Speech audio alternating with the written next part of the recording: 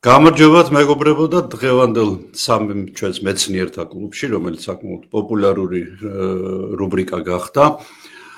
სტუმრად ყავს კვლავ ჩემი მეგობარი ნათია კოპალიანი, რომელიც გახლავთ ბიოლოგი, ზოოლოგი, ილიას უნივერსიტეტის პროფესორი, ეკოლოგიის ინსტიტუტის მსხვილი ძუძუმწოვრების ეკოლოგიისა და კონსერვაციის პროგრამის დირექტორი და ნათიას ინტერესის სფეროები იმდენად ფართოა და იმდენად საინტერესო, რომ ეხა ჩამოთვლა რო დავიწყო შორსწავალთ, რამდენიმე პროგრამა მუშავდება დღეს ილიას უნივერსიტეტში, რომელსაც შენ ხელმძღვანელობ და საკმაოდ საინტერესო პროგრამები არის, როგორც ჩემთვის, როგორც ზოოლოგისთვის, ასევე ნებისმიერი საქართველოს მოქალაქისთვის და ნებისმიერი დაინტერესებული მოქალაქისთვის და აი მოდი ჯერ ორი სიტყვით თქვათ რა პროგრამებია და რა მიმართულებებია და შემდეგ უკვე წავიდეთ უფრო სიღრმეებში და უფრო დაწვრილებით გავაცნოთ ჩვენს მაყურებელს თუ რა.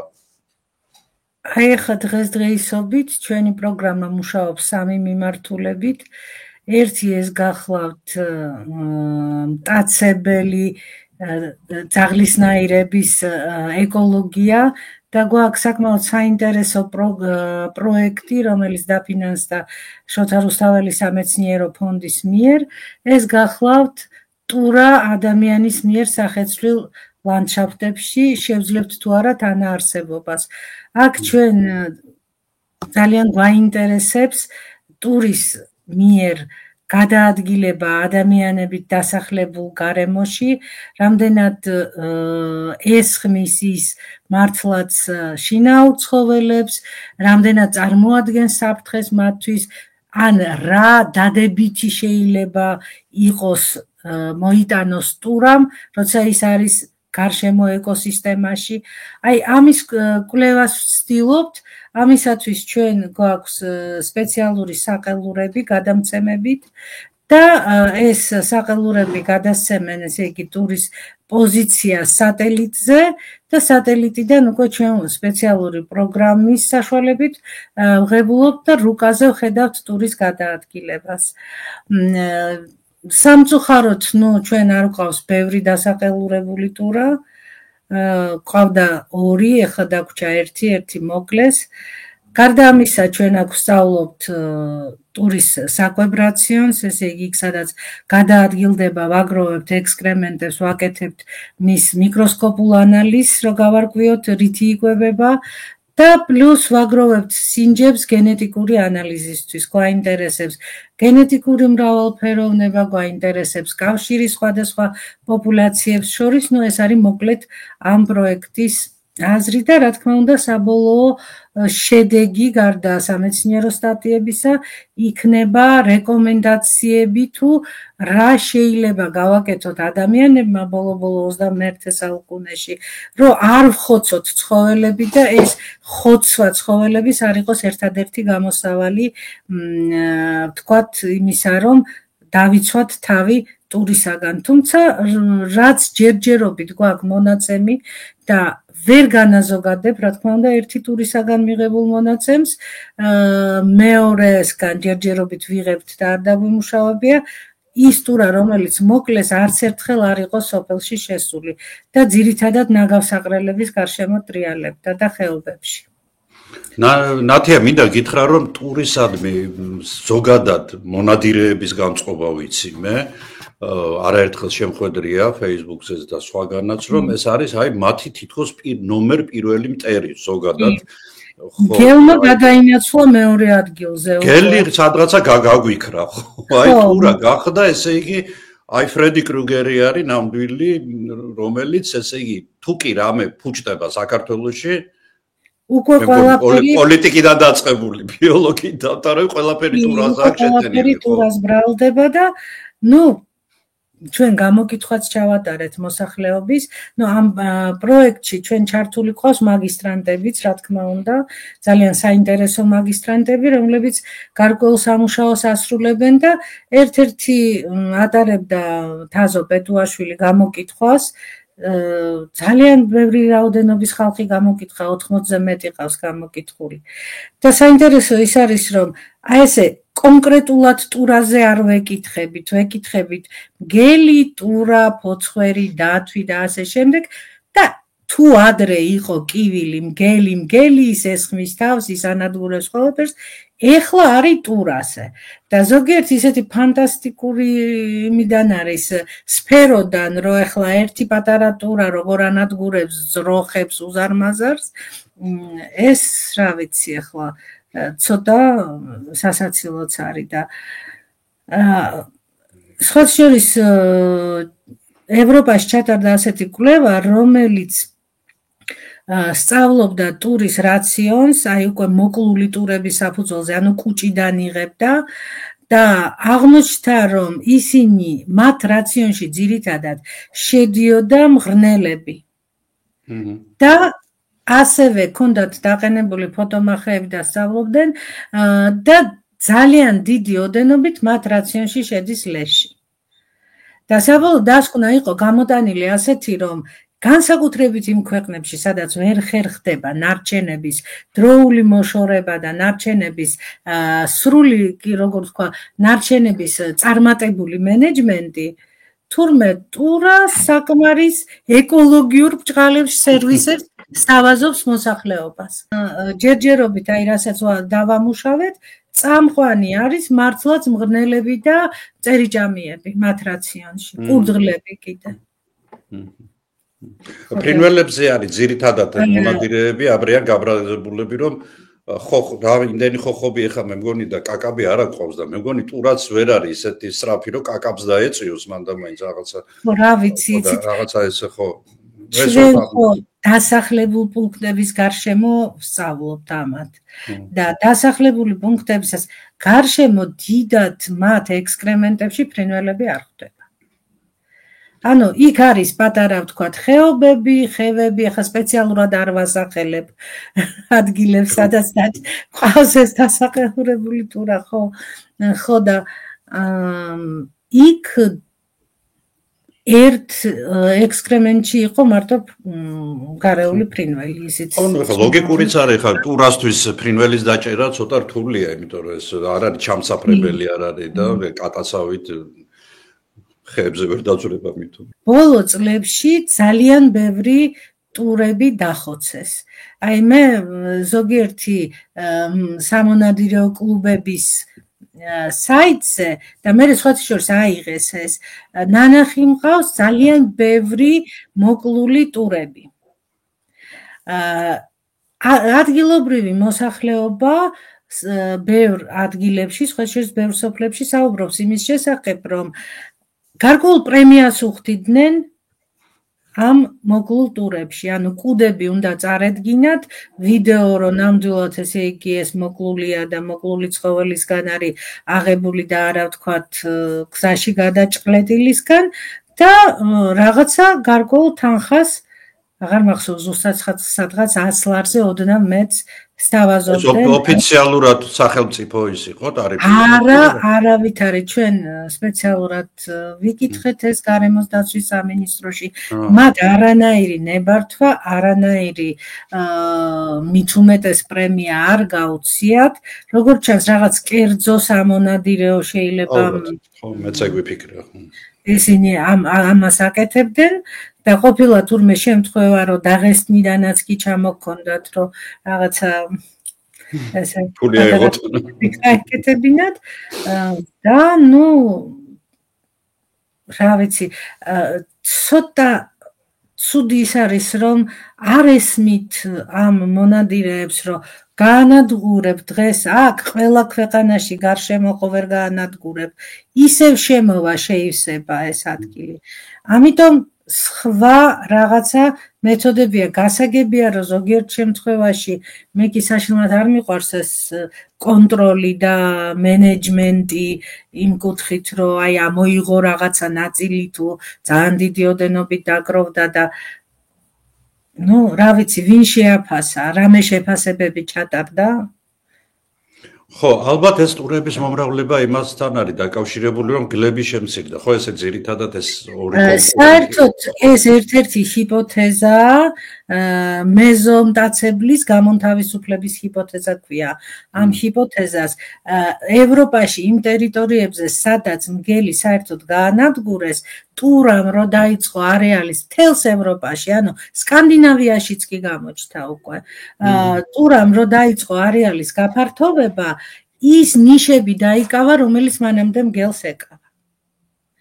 და მეორე რითაც ხსნიან საერთოდ აი ამ ტურის ექსპანსიას, ასე ვთქვათ, ევროპაში, ეს არის ის, რომ კლიმატის ცვლილების გამო უფრო მაღალი ტემპერატურებია ახლა და ტურა შედარებით უფრო მოყვარულია მაღალი ტემპერატურების, ამიტომ აი ესე ცელდება. და პლუს მესამე მიზეზი კიდევ, რასაც აღნიშნავენ ბევრი მკვლევარები, ეს არის სასოფლო-სამეურნეო მიწების მიტოვება.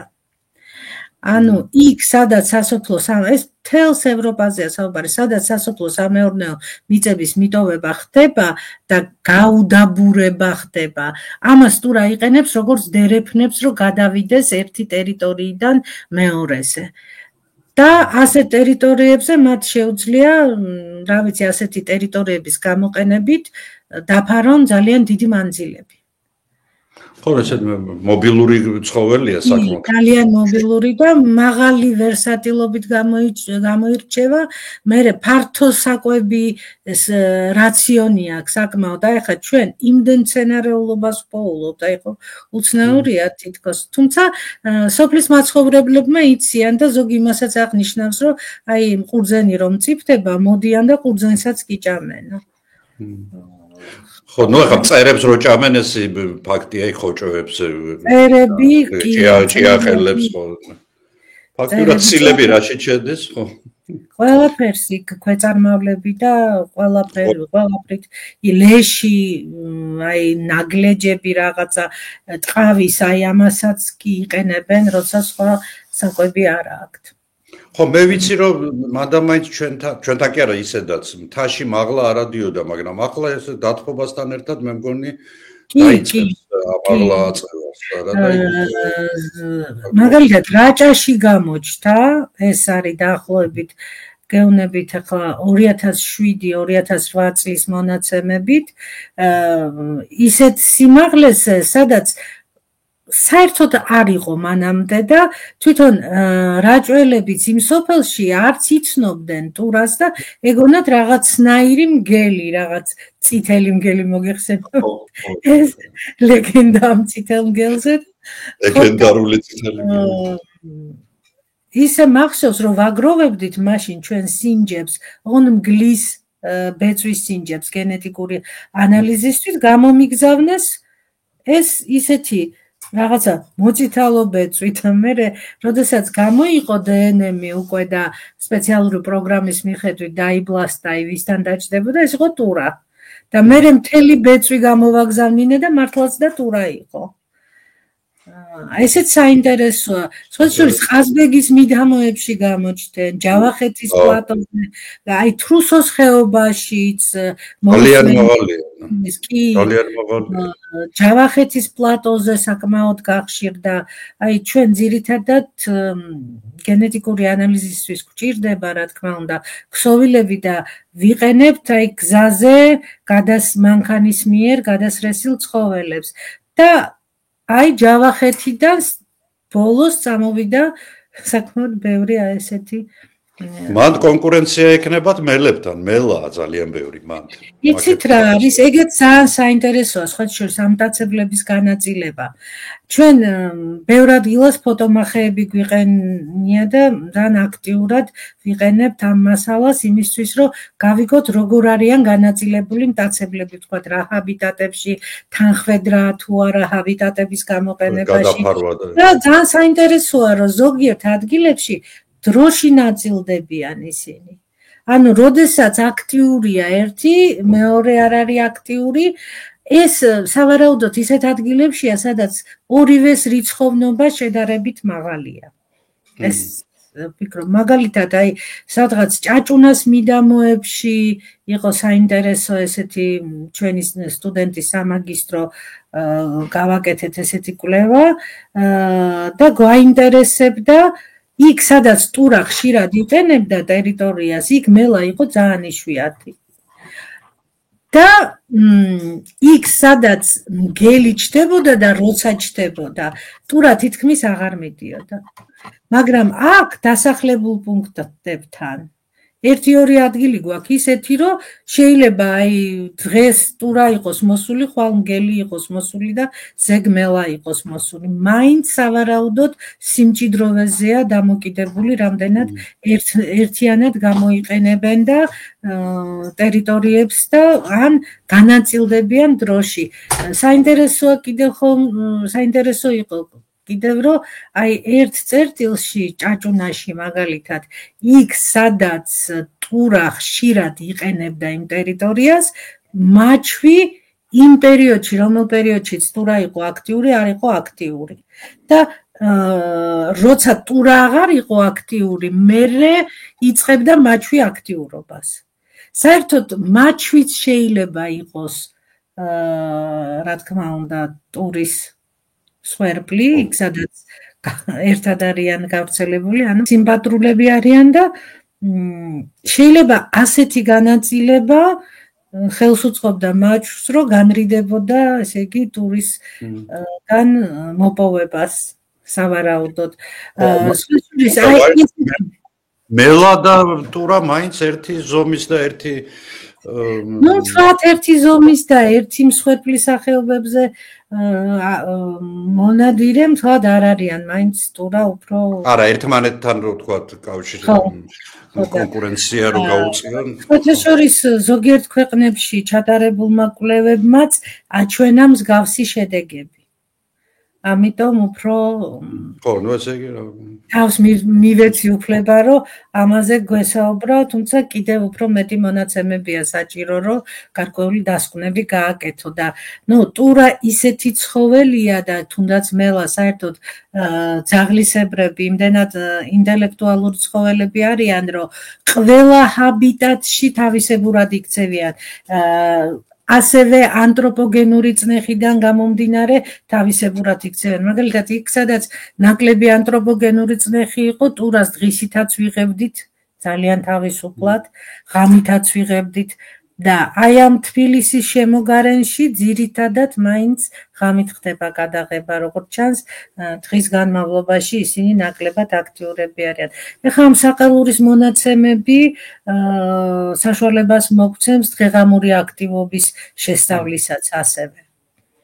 თუმცა, ცოტა რთულია ესეც, აი ამ სატელიტების არ ვიცი, ახშობენ თუ რა ხდება, ზოგიერთ შემთხვევაში ისე ხდება, რომ აი 2-3 კვირა არ მოდის, მაშინ როდესაც ყოველდღიურად უნდა მოდიოდეს მონაცემები ან კვირაში რამოდენიმეჯერ მაინც. მაგრამ მე ახლა გამახსენდა შენს მეუღლესთან ერთად ვიყავი გურიაში. მაშინ გიგი იყო თევზაძე და წავედით სწორედ ოღონდ გლებზე საყელურების გასაკეთებლად. კი.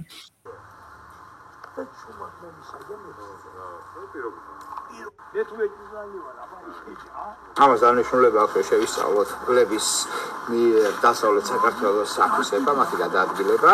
ეს არის ცოცხალმჭერი ხაფანგი, რომლითაც ვაპირებთ გლის დაჭერას. შემდეგ გველს შევავართ საყელურს და გვეცოდინება მისი გადაადგილება თქვა. ხო, მაშინ ცოტა გაგვიჭირდა. ცოცხლადმჭერი. ხო, ეს დიდი გალიები და ისინი ხო, მაგითი მაღაზე მგელი არ მოდის, არ ძალიან ფრთხილი გახდა. რა ჩვენის ვათრიეთის გალიები ტალახში და წვიმაში, მაგრამ კი, მართალია.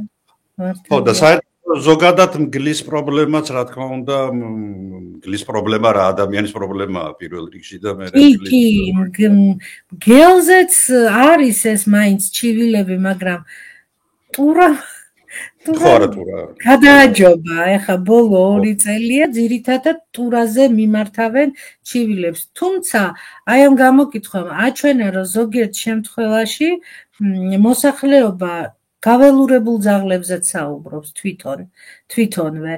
და იყო რამოდენიმე შემთხვევა, როცა უთქვამთ, რომ აი ვირი დაგვიგლიჯეს ძაღლების ხროვამ და თქვათ ბოჩოლა და ესეთი შემთხვევები, ხო? რა შევამჩნიე, იცი? აი ხა ბოლოს რო ვიყავი საქართველოში, პატარა ზომა თითქმის აღარ ადრე იყო პატარებიც იყვნენ დიდები საშუალოები. ეხლა არის ყველა მოზურის ხელა და ეს მემხვდებოდნენ ასე თუ ზოგადად ჩამოყალიბდა ეს ისა. მართალია, ხა მე ვცხოვრობ მუცუბიძის პლატოზე და გარშემო რაც არიან ხროვა, აი ეს მაწანწალა ძაღლების ხროვები, ძირითადად საშუალო და დიდი ზომების ძაღლებია.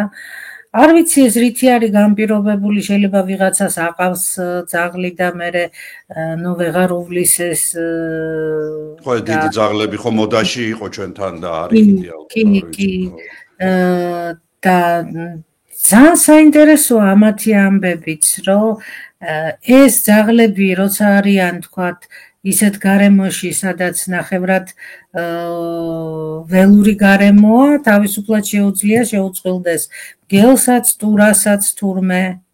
ანუ ჩვენ, როდესაც ევროპელ კოლეგებთან ერთად ვატარებდით, პოლონელ კოლეგებთან ერთად, კიდევ ძალიან ბევრი ქვეყანა მონაწილეობდა გენეტიკურ ანალიზს, იქ გენეტიკურმა ანალიზმა დაადგინა, რომ ხდება ტურისა და ძაღლის შერევა.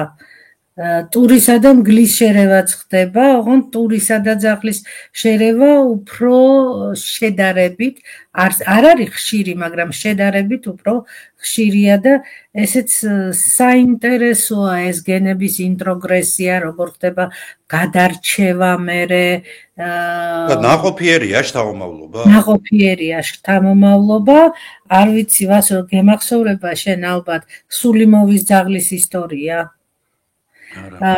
ეს იყო ესეთი რაღაცა, რომ რუსებს უნდოდათ ეს დიდი ხნის წინ ხდებოდა გასულ საუკუნეში, სადღაც შუა პერიოდში ისეთი ძაღლის გამოყვანა, რომელიც აეროპორტებში იმუშავებდა ძალიან კარგად იმისათვის, რომ მოეძებნა ნარკოტიკები. და ტურას გაცილებით უკეთესი ნოსვა აქვს, ვიდრე ძაღლს. ანუ, როცა ესეთი ექსპერიმენტები ტარდებოდა წყალში, უხსნიდნენ რაღაცა ძალიან მცირე ოდენობას, თქვათ, სისხლისა, ტურას და ძაღლს, ძაღლი რასაც ვერ აღიქვამდა, ტურა იმას აღიქვამდა, აი, გაცილებით დაბალ კონცენტრაციებს. აქედან გამომდინარე, ესეთი მეცნიერი იყო, რუსი მეცნიერი ერქვა, სულიმოვი, რომელსაც უნდოდა აი ესეთი ძაღლის გამოყვანა. და გააკეთა საინტერესო ექსპერიმენტი. ესე იგი, ტურა, რომელიც ცნობილია იმით, რომ უძლებს ფართო დიაპაზონს ტემპერატურების და მაღალ ტემპერატურებს და აიყვანა ნენეცური ლაიკა, რომელიც უძლებს ძალიან დაბალ ტემპერატურებს და თან ზომით უფრო მიახლოვებულია ტურასთან. და ის გააკეთა, რომ ჯერ ნენეცური ლაიკა, ჯერ ტურის ლეკვები მიუსვა ნენეცურ ლაიკას, რომ ჰაბიტუაცია მომხდარიყო, ანუ მიჩვევა, რომ ეს ლაიკა არ ყოფილიყო უცხო ამ პატარა ტურებისთვის. ესენი გაიზარდნენ ამათ გარემოცვაში და შემდეგ უკვე შეწყვილება გაადვილებული იყო. კი, შეწყვილება გაადვილებული იყო და შეუწყვილა ნენეცურ ლაიკას. გამოვიდნენ ძაღლები, რომელიც უფრო ტურებს გავდნენ, უბრალოდ შავი შეფერილობა მეტი ჰქონდათ შერეული, გადასარევი ყნოსვით, მაგრამ მათი გაწვრთნა აღმოჩნდა შეუძლებელი. და ამიტომ ეს ჰიბრიდები ისევ ნენეცურ ლაიკასთან შეაჯვარა. და აი ეს რაც გამოვიდა, ამათი როგორც ამბობენ, ამათი გაწვრთნა იყო უფრო შესაძლებელი და ამ ძაღლს, რომელსაც დაერქვა სულიმოვის ძაღლი, იყენებდნენ აეროპორტებში და რუსები წერენ, რომ დღესაც იყენებენ. ოღონდ ძალიან გასაიდუმლოებული ყავთ ეს ძაღლი და არავის არც ესე იყიდება ეს ძაღლი, როგორც ჯიში არ არის დარეგისტრირებული და თურმე, როდესაც ბერდება ეს ძაღლი, უკვე თანამშრომლებს აი ამ აეროპორტის თანამშრომლებს მიყავთ და მათ სახლში ცხოვრობს ეს მერე უკვე რა ხდება, რამდენად ეფექტურია, რამდენად მართლა განსაკუთრებული ყნოსვით გამოირჩევა, იმიტომ რომ მაინც დიდწილად განზავებულია ძაღლთან. ეს უკვე, ასე ვთქვათ, საიდუმლოდ რჩება, როგორც ბევრი ნამუშევარი რუსების, როგორც იცი. კი. თუმცა არის ეს ზოგადად ლაიკაც თვითონ არ არის ადვილი ძაღლი. თან ნენეცური ლაიკაო, ეხა როგორც იწერება ბევრგან, თითქმის გადაშენებულად ითვლება ეს ჯიში. თვითონ ნენცები არიან გადაშენების პირას და ეხა მათი ლაიკა კი. და ესეთი, მოკლედ, ეს რატომ მოვიყვანე ეს მაგალითი, იმიტომ რომ კი შეიძლება ასეთი შეწყვილება, თუმცა ახლა ეს ძალიან იშვიათი იქნება მაშინ, როცა პარტნიორს ვერ პოულობს თავისივე სახეობაში და რაღაცა გარკვეულწილად საერთოდ აი ძაღლებიდან გენების შესვლა ბჭყალებში, ველურ ცხოველებში არ არის თლად სასარგებლო, იმიტომ რომ აქ არის დაგროვილი ისეთი მუტაციები, რომელიც სასარგებლოა ადამიანისთვის, მაგრამ ველურ გარემოში გადარჩენისთვის არ არის, რა თქმა უნდა, მიზანშეწონილი ასეთი თვისებების ქონა, ჩამოყრილი ყურები, თეთრი შეფერილობა. ფაქტიურად სიმახინჯეებს უქმნიდით, ხო? ჩვენ ვქმნით სიმახინჯეებს. აი, კი, მართალია, დომესტიკაციაზე რო წავიკითხოთ, კვლევები და რას იწვევს ეს და როგორ აზიანებს ჯანმრთელობას, აი ამ ძაღლების თუ მგლების, სახის ნაწილი დაპატარავება, თქვათ, იგივე აი მხედველობის დაქვეითებას იწვევს, სმენის დაქვეითებას იწვევს, ათასნაირი დაავადებები არის შეჭიდული ამ ყველაფერთან. ამიტომ ესეთი ჰიბრიდები, როგორც წესი, დიდად კონკურენტულები ვერ არიან ნამდვილ, ესე იგი, ესე ვთქვათ, სუფთა ველურ ცხოველებთან. მას შემდეგ, რაც ადამიანმა სამყაროს შეცნობა დაიწყო, სხვადასხვა სახის სურნელი მისი თანამდევი გახდა. დღეს ქიმიის საშუალებით უამრავი სახის არომატის მიღებაა შესაძლებელი, მაგრამ მათ შორის შედევრი აღმოაჩინო ნამდვილად არ არის ადვილი საქმე. ტომ კლარკი იდუმალებით მოცული ადამიანია. ევროპაში და აზიაში მისი უმაღლესი კლასის პროდუქციის ფან-კლუბებიც ყია შექმნილი, მაგრამ პირადად ტომს იქ არავინ იცნობს. სამაგიეროდ თქვენ გქონდათ ბედნიერება გაგეცნოთ იგი ჩემი ამ ვიდეოების სერიის საშუალებით. ტომი ქართველია და მისი ნამდვილი სახელი ბიძინა ყანჩაველია. და თუ აქამდე ტომ კლარკის მარკით გამომავალი პრემიუმ კლასის ელექტრონული სიგარეტების სითხეები მხოლოდ ევროპული და აზიური ქვეყნების ბაზრებზე გადიოდა, დღეს იგი უკვე საქართველოშიცაა. გერმანიაში ნებისმიერი პროდუქცია შესაბამისობის და უსაფრთხოების უმკაცრეს კონტროლს გადის. ეს კი ხარისხის და უნებლობის გარანტია. ამიტომ ტომ კლარკის სითხეები ქართული შთაგონების და გერმანული ხარისხის საუკეთესო სინთეზია. სიგარეტის კვამლისგან განსხვავებით მოსაწევ სითხეებში შეუდარებლად ნაკლებია მავნე ნივთიერებების რაოდენობა. თუმცა მაინც გახსოვდეთ, რომ ნიკოტინი დამოკიდებულებას იწვევს და იგი ზიანს აყენებს ორგანიზმს. მე არ მოგიწოდებთ მოწევისკენ, მე მხოლოდ წარმოგიდგენთ ბრენდს, რომელიც გთავაზობთ საუკეთესო ხარისხის პროდუქციას. როგორც უკვე გითხარით, ტომ კლარკის უნიკალური არომატების მქონე სითხეების შეძენა უკვე თბილისშიც შეგიძლიათ. დაწვრილებით ინფორმაციისათვის ეწვიეთ ტომ კლარკის ვებგვერდს, ხოლო კომპანიის საკონტაქტო ინფორმაციას ვიდეოს აღწერაში იპოვით. ფიქრობენ, რომ მაწანწალა ძაღლებშიც მიდის გადარჩევა ბუნებრივი, ხო, მათ უწევთ ცხოვრება საკმაოდ მძიმე გარემო პირობებში. ამიტომ იქაც ხდება გადარჩევა აი ამ მოშინაურების შედეგად მიღებული თვისებების საწინააღმდეგოდ. და ამიტომ მაწანწალა ძაღლების გენოტიპი შეიძლება ნაკლებად იყოს როგორც თქვა, საზიანო ველური ცხოველებისთვის. ხო, ესეთი საინტერესო კვლევები. ხო, იმიტომ რომ ახლა მე რაც ვთქვი, ანუ ეს დიდი ზომები, რაც ახლა ბოლო პერიოდში რაც ვნახე, იქ არ არის ყურე, ჩამოყრილ ყურებიანები არ არიან, უჭრეტილ ცხვირიანები არ არიან, ესენი ვერ ძლევენ, ვერ გაუძლებენ ვერანაირ კონკურენციას იქ და ამიტომ იქ არიან ძირითადად აი ესეთი მაგას ტიპის პროგრამან, ანუ ლუპოიდები, უფრო აი მგლის. მომგელოები ხო. მომგელოები, ესეთი ხო. ეს საინტერესო თემაა ძალიან, როგორ ხდება აი ამ გენების ბლოკების გადარჩევა ევოლუციის პროცესში, აი ამ მაწანწალა ძაღლებში და რომელი გენები გადაირჩევა, რომელიც შევიდა, ასე ვთქვათ, ველურ პოპულაციებში, ბუნებაში. ძალიან საინტერესოა.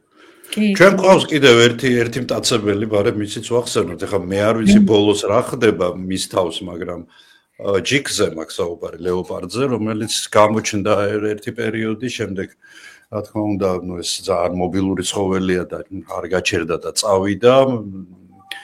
მე ვარ თალიში ნამყოფი დაახლოებით 15 წლის წინ თალიშის მთებში ერთი კვირა ვიყავით და აი ჩვენი ბანაკიდან სადღაც 50 მეტრში ნახეთ მეორე დილით მაჩუზღარბი დაგლეჯილი, რა თქმა უნდა, ექსკრემენტები ლეოპარდის და ლეოპარდის ნავალი, ანუ ეს თათები ძალიან კარგად ეთყობოდა. ეს მოგეხსენება არის აზერბაიჯან-ირანის საზღვარზე ულამაზესი არ ვიცი ხარ თუ არა ნამყოფი თალიში, ეს არის. არა, სამწუხაროდ არ ვარ. ხო, აი წარმოიდგინე რა არის, მიდიხარ მთელი ეს ბაქოდან მანქანით თუ წახვალ, ყვითელია სულ, ნახევრად უდაბნოა პეიზაჟი, სულ შემდეგ ლენქორანში შედიხარ, არის დაახლოებით ბათუმის სიტუაცია, ჩაქვის ტიპის, უცებ ჩნდება ესა და მე უკვე თალიში არის კარგად დაცული ლაგოდეხი. საოცრება, ანუ აი წარმოუდგენელი სილამაზეა და იქ ერთი ბაბახანია, რომელზეც მე პატარა წერილის გამოვაქვეყნეთ ჩვენ WWF-ის მაცნეში და ის იყო, ანუ ამ ლეოპარდმენს ეძახიან რა, მოკლედ ლეოპარდების გამგებელია და დაგლეჯილი ყავს ლეოპარდს, ფეხი გაფუჭებული აქვს. ხო. და იმან მოგვატარა და ეს ამ ერთი კვირის განმავლობაში სულ 2 დღე იყო ალბათ, როცა ვერ ვნახეთ ნაკვალევი და ერთ დღეს საერთოდ ჩვენ თავზე შეჭამა სადღაცა.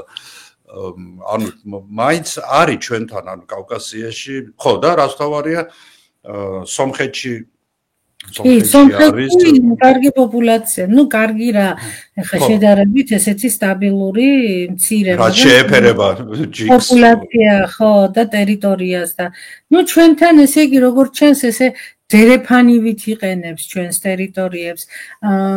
ნაკრესმა გადაიღო, ეს არის ესეთი ველური ბუნების კონსერვაციის ორგანიზაცია, რომელიც ბევრ ადგილებზე აქვს დაყენებული ფოტომახეები და თუ სწორად მახსოვს, თუშეთში გადაიღეს. ეს ახლა ბოლო ეს სადღაც 1 წლის წინ თუ 2 წლის წინ თქვათ მონადირეებისგან რაღაც ესეთი ინფორმაცია რომ სადღაც ნახეს, ხევსურეთში ნახეს, იქ თუშეთში ნახეს, მაგრამ ვაშლოვანში სადაც ბევრჯერ გადაიღეს ფოტომახეების მეშვეობით, იქ ბოლოს დიდი ხანია უკვე არ გამოჩენილა, კი არც კვალი არ ჩანდარსა და ხო, აი რა უნდა ჭამოს ჩვენთან ლეოპარდმა? მე უნდა მეთქვა. მაღლამთაში თუ ავა რაღაცას მოინადირებს. კი, რა თქმა უნდა, ეხა, მაგრამ მისი აი სომხეთში მისი ძირითადი საკვები არის ნიამორი. და ჩვენ ნიამორზე ფილმს რო ვაკეთებდით, წავედით სომხეთში და მე იქ მოხდი ნიამორების 64-ში მართალი გითხრა და ვიცი შენ კიდეც რო WWF-მა მაშინ ჩამოიყვანა გვაჩურქა სომხეთმა ნიამორები რო ბორჯომ ხარაგაულის ეროვნულ პარკში გავგვემრავლებინა, ეხლა არ ვიცი იქ რა ხდება ყოველ შემთხვევაში.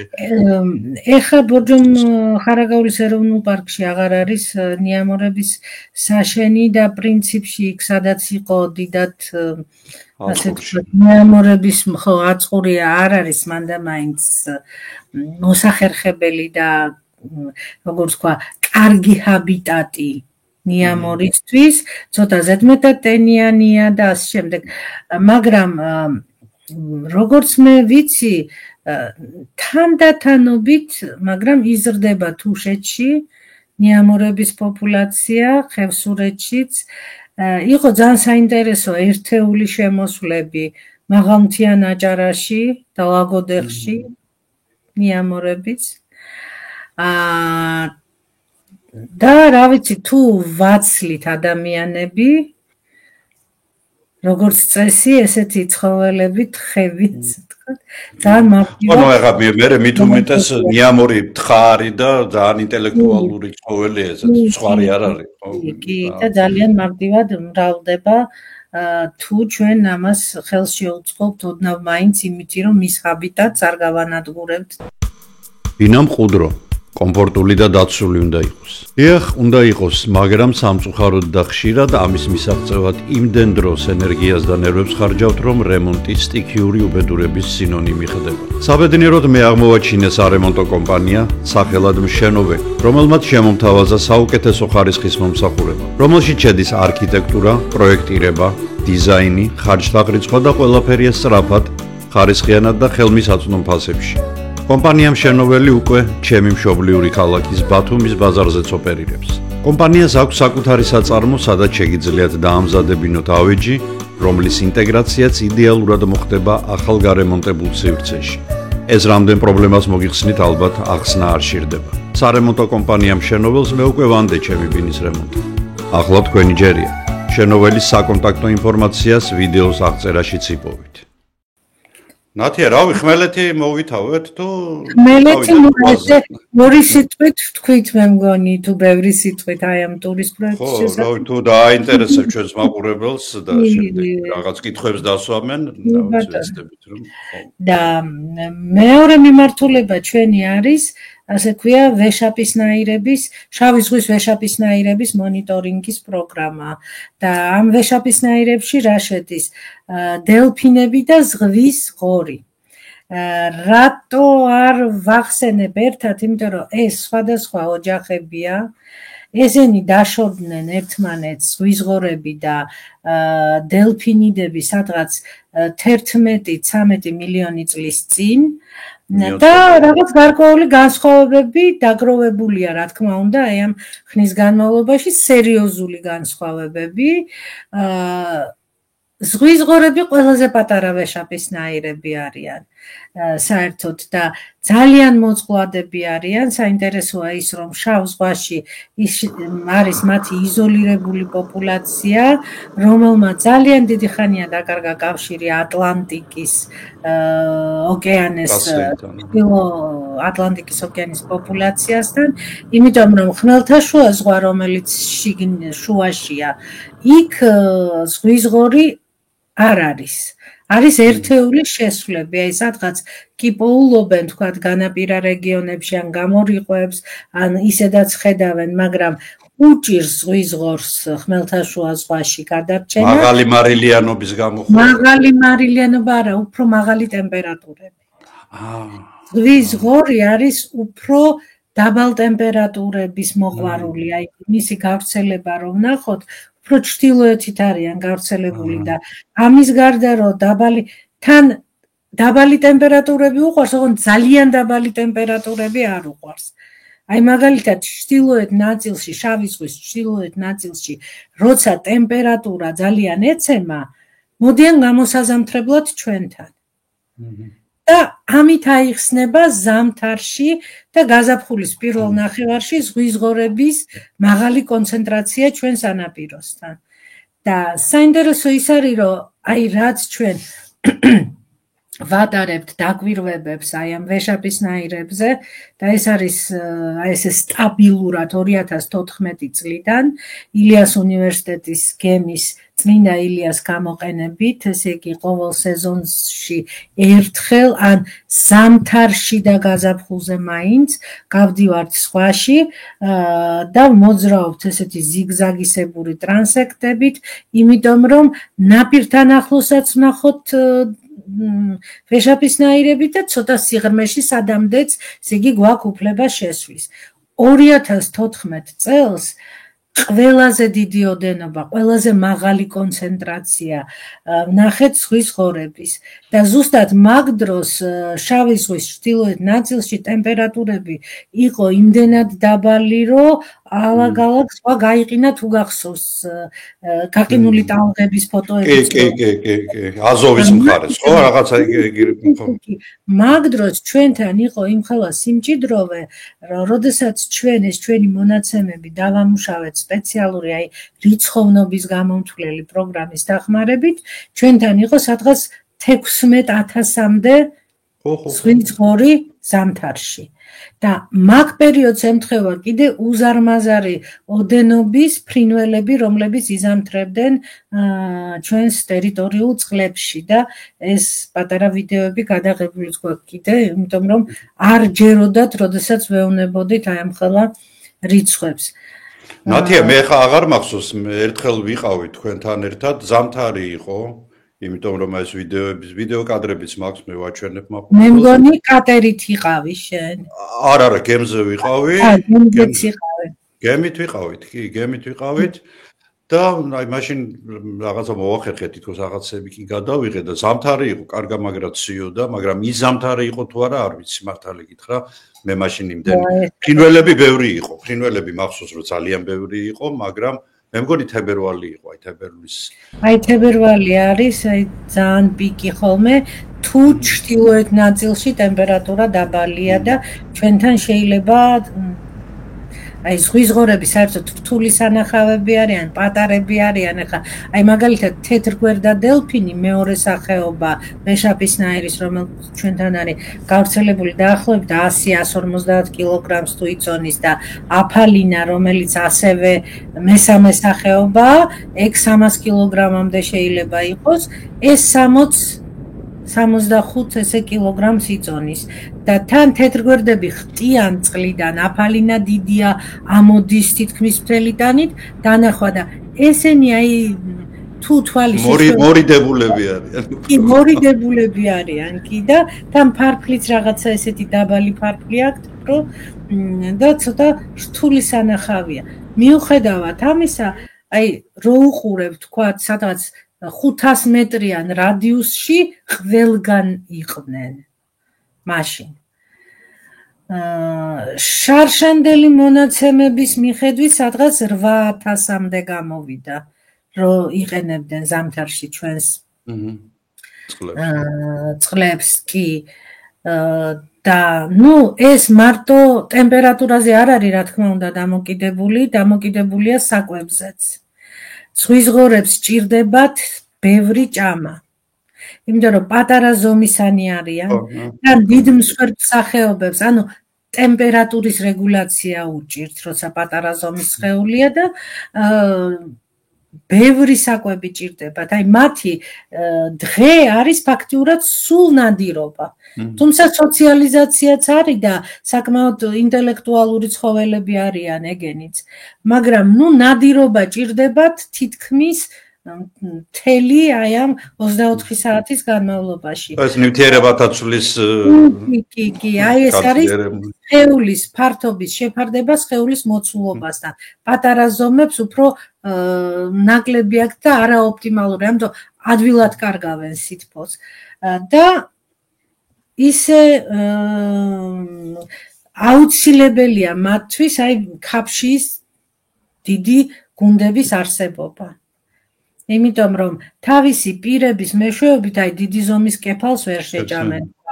აი რაღაცა ცოტა დიდი ზომის თევზს ვერა და ქაფშია უნდა ჭამონ დიდი ოდენობით. და როგორც აჩვენა ზოგიერთმა კვლევამ, წარმატებული მონადირეები არიან. ესე იგი, თითქმის ყოველი მათი ნადირობა მთავრდება წარმატებით. ესეთ მტაცებლებად ითვლება. კოლექტიური ნადირობა აქვს თუ ინდივიდუალური? კოლექტიური ნადირობა აქვს, ანუ ჯგუფური ნადირობა აქვს, სადღაც 4-6 ინდივიდისგან შემდგარი ჯგუფები, თუმცა შეიძლება დედაშვილიც ნადირობდეს ერთად. აი ამ ჯგუფში როგორც წესი, დედა, დეიდა, მათი შვილები, აი დედრობითი ხაზით მონათესავე ინდივიდები შედიან, როგორც ვიცით ჯერჯერობით და დრონები სხვა შორის კვლევამ აჩვენა, აი შარშან ჩატარებულმა კვლევამ აჩვენა, რომ ჩვენი კვლევა არ არის სამწუხაროდ, მაგრამ შავი ზღვის არა, ატლანტიკის ოკეანის ჩატარებული კვლევამ აჩვენა, რომ მათ აქვთ ძალიან მკვეთრად ეს მოსალოდნელიც იყო, მკვეთრად გამოხატული როლების განაწილება ნადირობის დროს.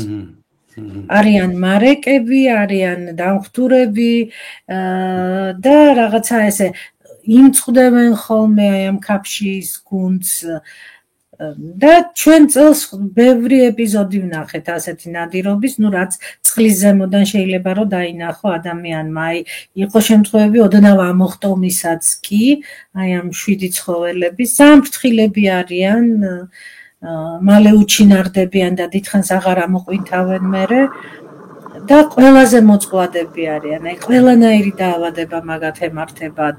ადვილად ხდებიან ბადეებში, აი სათევზაო ბადეებში და ამიტომ იმდენად მაღალია მათი სიკვდილიანობა, რომ აუცილებელია ამ სახეობის დიდი ოდენობით შენარჩუნება, რომ მოხდეს მათი ესე იგი პოპულაცია რო შენარჩუნდეს. გრძელვადიან პერსპექტივაში კი. და ეკოლოკაციის საქმე როგორ აქვს? ეკოლოკაცია კარგად აქვს განვითარებული, მაგრამ არა იმდენად კარგად, როგორც აფალინებს და თეთრქვერდა დელფინებს. და გარდა იმისა, რომ არიან იზოლირებულები, რადგან არიან ამ შავ ზღვაში, როგორც ჩანს, მათში ეს რეცესიული მუტაციები გროვდება, რომელიც სულაც არ არის სასარგებლო. რა თქმა უნდა მათთვის, იმიტომ რომ რაზე შეგვიძლია რის მიხედვით ვმისჯელობთ. ჩვენ შავ ზღვაში ვნახეთ რამოდენიმე ინდივიდი, საბოლოო ჯამში მე მგონი უკვე ვნახეთ 12 თეთრი ზღვისღორისა, რაც არის ანომალური. ეს არის ლეიცისტი ზღვისღორები, ანუ მთლიანად თეთრები არ არიან და თვალების პიგმენტიც არ აქვს. ანუ ალბინოსებს ვერ დავარქვა. ალბინოსები არ არის. არიან ლეიცისტები. აი ესეთი თეთრი ან მთლიანად და თვალები და ფარფლების ბოლოები შავი, ან რაღაცა დიდი თეთრი ლაქებით. და როგორც წესი, ასეთი შეფერილობა არ არის სასარგებლო მათთვის. იმიტომ რომ თურმე ეს რაც აი რო გავიხსენოთ, ბევრ დელფინს აქვს შეფერილობა ზემოდან ნაცრისფერი და ქვემოდან ოდნავ ღია. ამას ქვია დამჩრდილავი შეფერილობა, რომ დაცურავენ ესენი თითქოს ჩრდილავენ და თევზის გუნდები მათ კარგად ვერ აღიქვამენ და თეთრი როცა არის და თეთრს უფრო კარგად ხედავენ. თეთრს ასევე უფრო კარგად ხედავენ მტაცებლები, მაგალითად ზვიგენები. მაგრამ ნუ ჩვენთან არ არიან ისეთი მტაცებლები, რომლებიც ზღვისღორებს თავს ესხმიან. თუმცა უნდა აღვნიშნო ძალიან საინტერესო ფაქტი, რომ გადაღებული გვაქვს კიდევაც და აი სულ ვაპირებდით რაღაც პატარა სტატიის გაკეთებას ამაზე და რაღაცა ვერ მოვიცალეთ. რა ცუდია რა თქმა უნდა. ვიპოვეთ გამორიყული ზღვისღორი, რომელსაც ძალიან კარგად ეთყობოდა თეთრგვერდა სკბილები. ახლა რა ვიცით თეთრგვერდა დელფინის სკბილები, რა ვიცით რომ თეთრგვერდა დელფინის სკბილები იყო. საერთოდ ზღვისღორებსაც, თეთრგვერდებსაც, აფალინებსაც ერთმანეთის ურთიერთობისას ახასიათებს ერთმანეთთან. აი განსაკუთრებით გამრავლების პერიოდში თითქოს პირით დატაცება. კუდის ფარფლებზე, ზურგზე და იქ ნაჭდევებს ტოვებს. ახლა არა სასიკვდილოს და არა მძიმეს თუ აგრესიული არ არის ურთიერთობა და ზღვის ღორებს კბილები აქვთ ისეთი ძალიან მცირე ზომის და ბლაგვი დაბოლოება აქვს და ეს იყო ბასრი და დიდი ზომის კბილებით დატოვებული, შედარებით დიდი ზომის. მერე ჩვენმა მკვლევარებმა გაზომეს თეთრგვერდას კბილების შორის დისტანციები, ზეგი თეთრგვერდას კბილებს როგორი შეიძლება ნაჭდევები დაეტოვებინათ და ზუსტად ისეთი ნაჭდევები ქონდა ზღვის ღორს დატოვებული ზურგზე. ანუ როგორც ჩანს, მიუხედავად იმისა, რომ აი დაკვირვებისას ჩვენ ეს არ გვინახია, როგორც ჩანს ზღვის ღორი იყო თეთრგვერდა დელფინის თავდასხმის ობიექტი. შესაძლებელია აი საკვებ რესურსზე კონკურენციის გამო ზუსტად. და არასაჭმელად. კი, არასაჭმელად, ეხლა ის არ იყო არც შეჭმული, არც ვერც აი პირის აპარატი თეთრგვერდა დელფინის ვერც დაამუშავებს ზღვის ღორს. სხვა შორის ინგლისში აღწერილია აფალინების თავდასხმა ზღვის ღორებზე. აფალინა დიდიც არის და პირის დიდია ხო. როგორ აბურთავებდნენ ჰაერში, იცი, როგორი შემთხვევა, აი მერცხელა ვეშაპები რო აბურთავებენ სელაპებს, ესეთი დაახლოებით შემთხვევა რამოდენიმე აღწერილია ინგლისში აფალინასა და ნათესავები არიან პრინციპში. ხო და ნუ მოკლედ ეს იყო საკმაოდ საინტერესო და თუ ჩავთვლით რომ აი ესეთი მაინც რაღაცა კონკურენციის უკიდურესი ფორმები არის, მაგრამ როგორც ჩანს ხშირი არ არის, იმიტომ რომ ბევრი ასეთი ნაჭდევებიანი ერთი იყო ეს შემთხვევა სულ გამორიყული ჩვენ არ გვინახავს, ასევე გვინახავს არც იყო ეგ მიზეზი სიკვდილის, ხო? შეიძლება უბრალოდ იცი რა, ალბათ იყო მიზეზი, იმიტომ რომ ბიჭები ყოველთვის ჩვენი მკვლევარები კვეთავენ, სპეციალური ის გაიარეს გადამზადება საფრანგეთში, როგორ გაკვეთონ, როგორ დაათვალიერონ, რას მიაქციონ ყურადღება და შიგნით აღმოაჩნდა სისხლჩაქცევები. თვითონ კუნთებში, აი ცხიმოვან პირველ რიგში, სქელი ცხიმოვანი საფარი რაც არის, აი იმაზე აღმოაჩნდა დიდი ზომის სისხლჩაქცევები, რაც იმას ნიშნავს, რომ სხვა შორის აგრესიის დროს თავით ეჯახებიან ხოლმე დელფინები.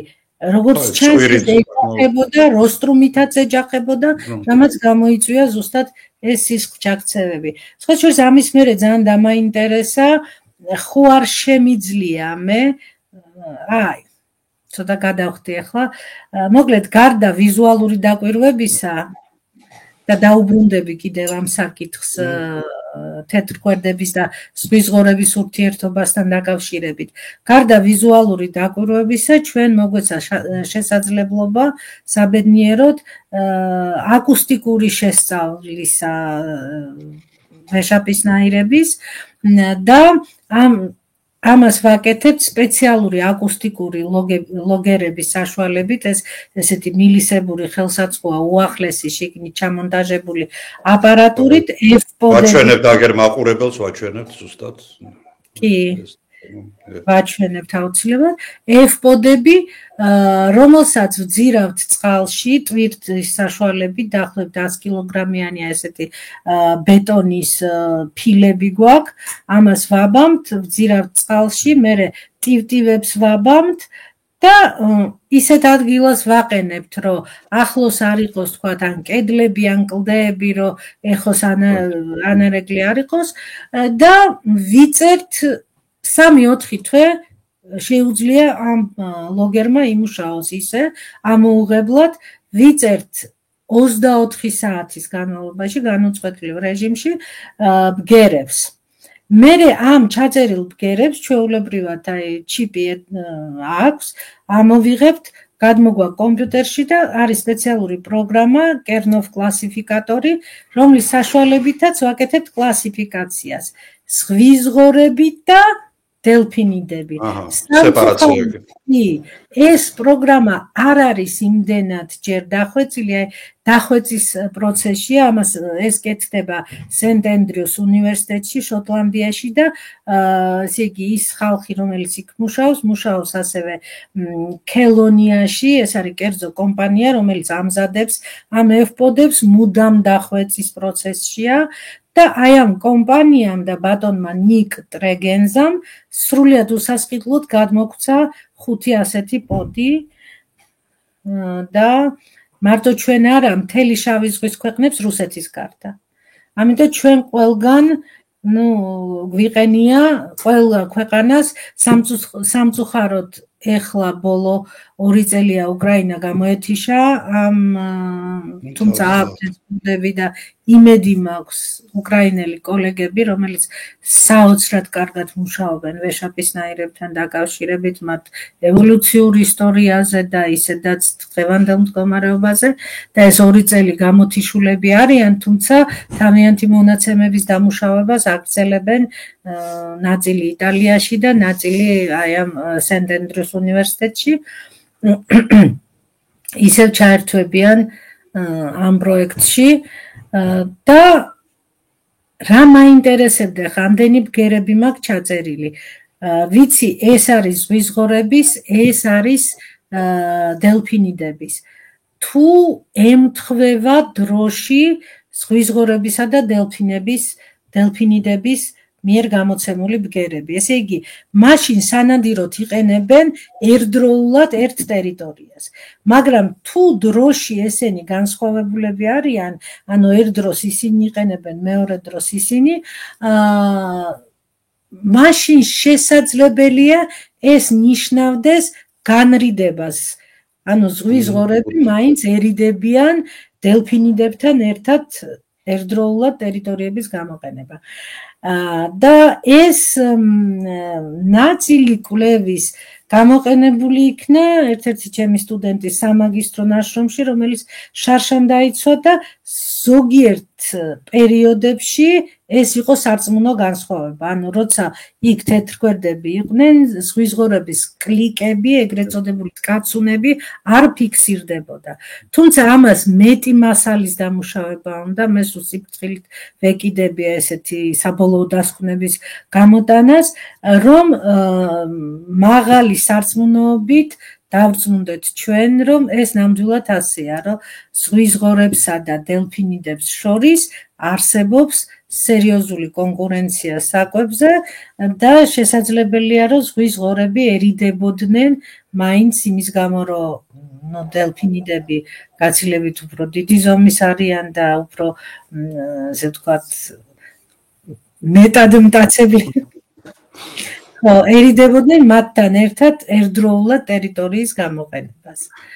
ნათია, ეხლა ჩვენი მაყურებლების რაღაცა ნაწილი ალბათ არ იცის, რომ დელფინებს აქვს საკომუნიკაციო საშუალებები, რომლის შესაძლებლად ახლა ვსაუბრობთ, ხო, სრულიად განსხვავებული სხვა ცხოველებისგან, რომელიც მათ შეიძინეს წყალში ჩასვლასთან დაკავშირებით და ასეთი ანალოგიური კი ყავს აგერ ღამურებშიც, მაგრამ დელფინების მაინც სხვა არის, იმიტომ რომ იქ ბგერების მთელი კასკადია, მე ვიცი.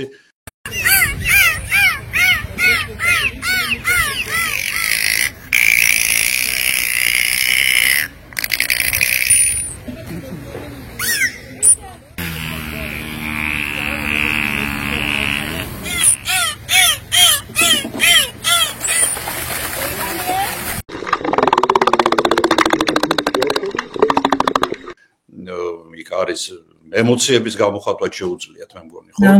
ვარჩდები, და ინდივიდუალური სიგნალებები აქვს კიდევ. აი აფალინებში ნანახია ეს ინდივიდუალური, აი როგორც სახელებსაც ვერ დავარქმევ, იმიტომ რომ სახელები შეიძლება გამეორდეს და ეს რაღაცა სასიგნალო უბრალოდ ეს სიგნალი, მისი შემადგენლობა მხოლოდ იმ ერთი ინდივიდისთვის არის დამახასიათებელი და უნიკალური, როგორც ვთქვათ, ანაბეჭდი. და ამიტომ როგორ ვთქვათ, ადამიანების შეგვიძლია ჩვენ ხმის მიხედვით გავასხოვოთ ასე? იცი რა, ხმა ზოგჯერ მაგალითად მე და დედაჩემს ქონდა ზუსტად ერთნაირი ხმები. და აქ აი თითქოს თავის სახელს წარმოთქვამს, როდესაც უახლოვდება თავის ჯგუფის წევრს. აი ისეც, რომელიც სხვა არ მეორდება. და ეს უნიკალურია. ხო, კვდება ეს სიგნალიც, აი ესეთი ტიპის სიგნალი მასთან ერთად კვდება. ითვლება, რომ ვეშაპისნაირებს საერთოდ უმრავლესობას აქვს იდენტობის შეგრძნება, ანუ იცის, რომ თვითონ არის ეს და არის უნიკალური.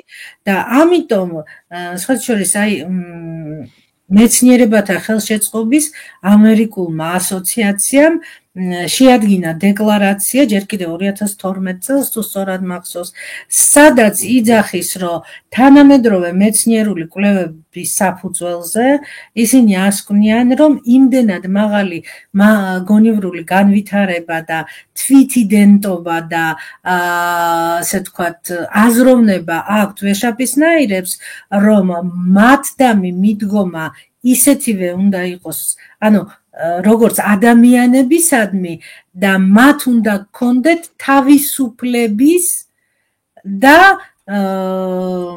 როგორც ვთქვა,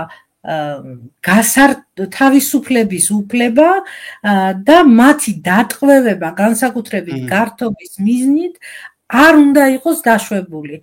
და როგორც ადამიანი არ შეიძლება, ხო? ხო, გადასარევია, მაგრამ მე მაგიჟებს იაპონელების დამოკიდებულება. იაპონელების დამოკიდებულება დღემდე არის ძალიან მძიმე და დღემდე ხდება აი დაჭერა აფალინების და თურმე აი ნაპირთან ახლოს აქვთ ეს დიდი ბადეები, სადაც უზით ეს აფალინები და ელოდებიან ნუ მყიდველი როდის გამოჩნდება.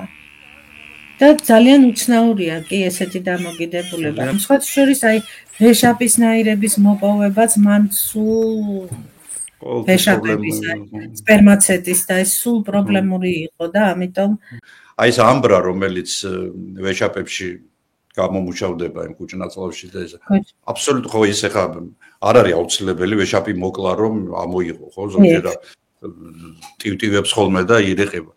კატეგორიულად აკრძალულია ბოლო 25 სადღაც 15 წელია თუ რაღაცა ესე კატეგორიულად აკრძალულია მისი გამოყენება პარფიუმერიაში არა და ეგ იყო წამყვანი ის იყო სულელი იყო ხო სპერმაცეტი კრემებში და იმაში ხო უჯრედების რეგენერაციას ვერც ერთი ნივთიერება დედამიწაზე ვერ უწყობს ეგრე ხელს როგორც სპერმაცეტი მაგრამ ბევრ ქვეყანაში აკრძალულია და ჩანაცვლებულია, ახლა მთლად ესე ვერ ახერხებს ეს ჟოჟობას ზეთით.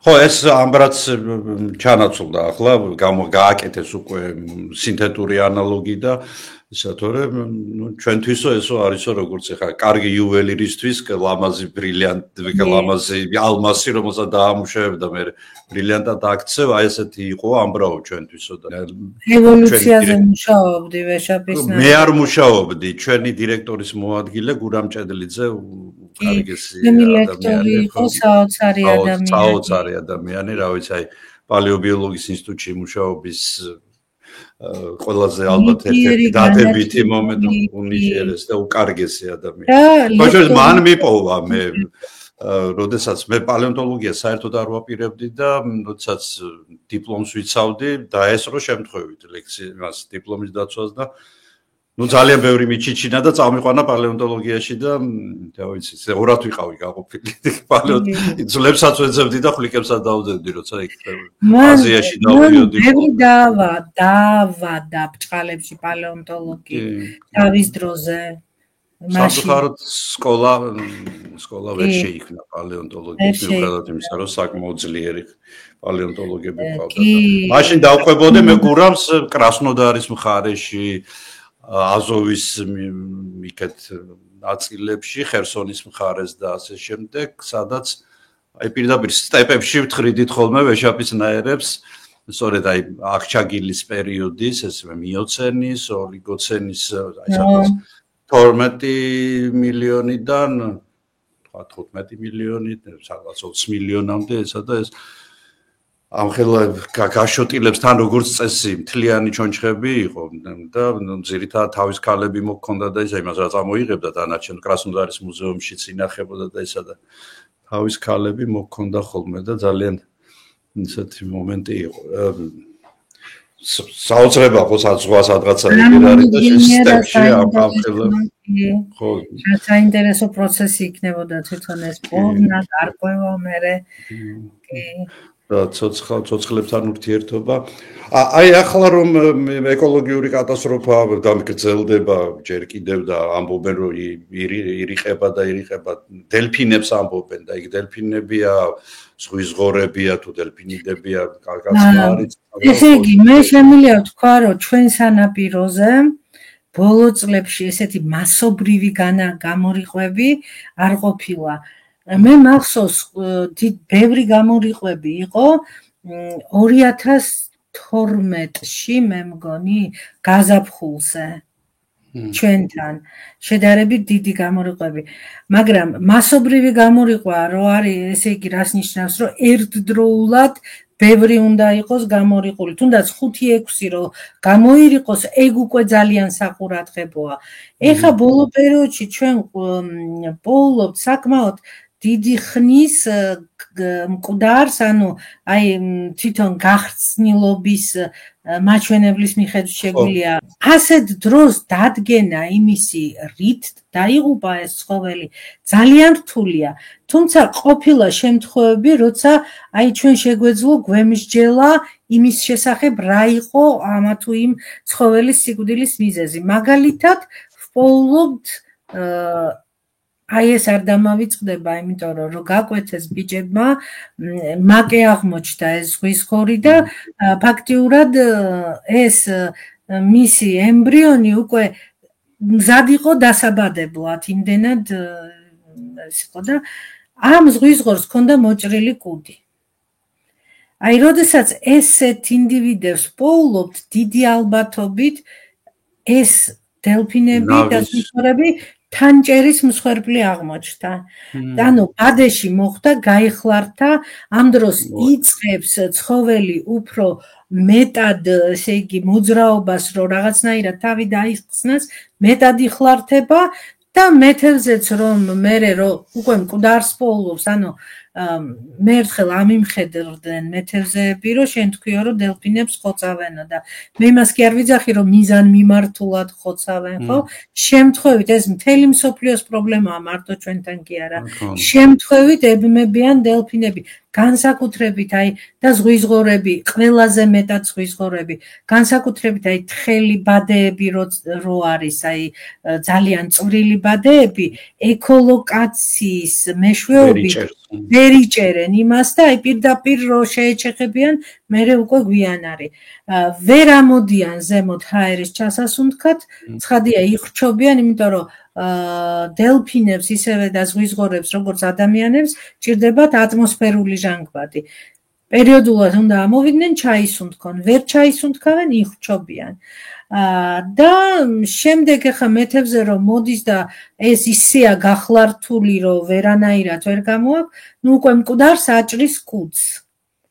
და ეს არის ესე იგი მაჩვენებელი რომ ის ბადეში გაეხლარდა. ერთხელ ვიფიქრე მეთქით გემის არ კატერის, მაგრამ იმას ვერ ხდებიან ეგ. აი, არ გვიპოვია, ხო, ეს ძალიან დიდი იარაღი. ისინი ერიდებიან პრინციპში, ხა მაგრამ არ ეშლებათ ეგეთი რაღაცები. თუმცა ძალიან უყვართ ეს საინტერესო ხტები ერთიდან მეორეზე, მაგრამ ჯერ ერთი საინტერესო გამორიყული დელფინის შესახებ მინდა. ეს იყო თეთრგვერდა დელფინი, ახალი გამორიყული, აი ძალიან ახალი გამორიყული, რომ მივედით ვნახეთ და გაკვეთამ აჩვენა ძალიან უცნაური და საინტერესო რამ. ჯერ ეს ერთი მას ჰქონდა ვაგინაში უზარმაზარი ქვა. ოღონდ ეს ქვა იყო ისეთი ქვა, როგორც არის, აი, თქვათ, აი ნაღლის ბუშტში რო წარმოიქმნება თირკმელში. მე ძალიან ბევრი ვეძებე ლიტერატურა და ასეთი კალკულუსები წარმოიქმნება ადამიანში ძალიან იშვიათია და არის ან ნივთიერებათა ცვლის დარღვევა, ან შეიძლება ემბრიონი ყავდა, მოკვდა ეს ემბრიონი იქ და ამის გარშემო, ან შეიძლება შარდი სადინარი დაზიანებული არისო და წვეთავს შარდი რაღაცნაირად ერევა და იქაც ხდება. ამას ემბრიონი 8 სანტიმეტრიანი იყო წარმოიდგინე, რომ ეს ქვა რაღაც 800 და გადაიშალა, აი შუაზე გადატყდა და არანაირი ემბრიონი შიგნით არ ყოფილა. მერე კუჭის გაკვეთა მაჩვენა რომ კუჭშიც აი ლორწოვან გარში ქონდა გრანულები. თვითონ კუნთში აი თითქოს რაღაც აი ქვიშასავით ბურთულები. ანუ კალცინირებული თანარგები. ის მაგარი არ იყო, ეს მაგარი იყო და ის იყო ესა. მერე ჩვენ ქონდა ერთი პერიოდი ძალიან აქტიური კავშირი, აი ბევრი ის რო ქონდა სინჯები. ბიჭები იღებენ ქსოვილების სინჯებსაც და აკეთებენ ქსოვილების ბანკს, რომ მერე როცა შევძლებთ, სადაც შევძლებთ, გავაგზავნოთ, ვნახოთ. და იქ ერთ-ერთმა ჩვენმა კოლეგამ უტრეხტის უნივერსიტეტიდან, უბრალოდ ვეტერინარია, ის ქალბატონი ძალიან გვეხმარებოდა, ნახა რომ ამ დელფინს ჭირდა გრანულომატოზური მიოზიტი. ანუ ეს რას ნიშნავს, რომ მის მთელ კუნთებში, როგორც აი ნივთიერებათა ცვლის დარღვევის გამო, გროვდებოდა ესეთი გრანულები, აი ქვიშასავით, რაც იწვევს კუნთების ანთებას, თურმე საშინელ ტკივილს, ამას ჰქონდა ფილტვების ანთებაც და ეს, გასაგებია, რომ აი ამ დაავადებების კომპლექსისგან გარდაიცვალა და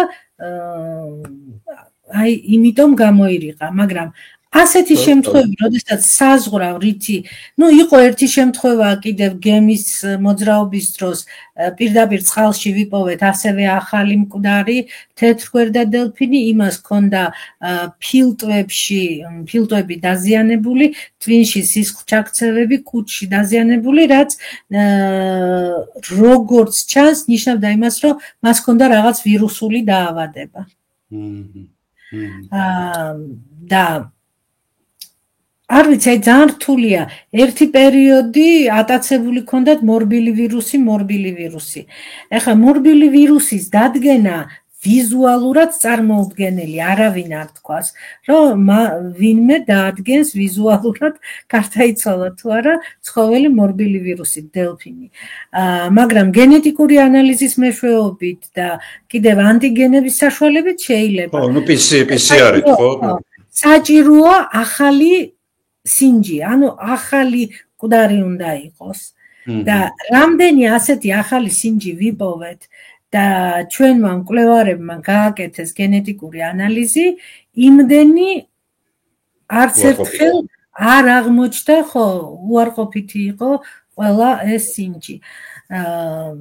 კიდევ რა ხდება ესე გამორიყვების დროს, აი ზღვის ღორებში, გამორიყულებში თითქმის ყოველთვის ხდება ნემატოდები კრანიალურ სინუსებში.